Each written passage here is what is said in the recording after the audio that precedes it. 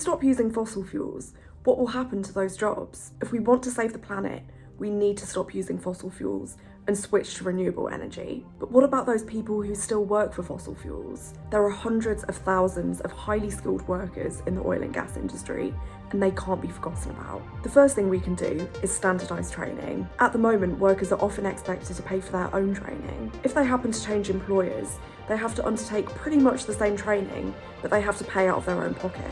This means that if a worker wants to move from oil and gas to renewables, they often can't afford it, even though the training is the equivalent or a duplicate to what they've already paid for. Under a just transition, workers could be given offshore training passports, which would allow them to transfer skills easily across sectors, helping create the workforce we need for an energy transition. The second thing we can do is take energy into public ownership and out of the hands of private shareholders. We've seen time and time again how private energy companies treat their employees. Hundreds of British gas engineers have lost their jobs because they refused to sign new contracts, which they say had worse terms and conditions. We can't let the green jobs of the future fall into the same problems. So by owning our own energy, we can ensure that workers are treated fairly. And the last thing we need to do is make sure that jobs in the green economy are in the areas affected by the transition.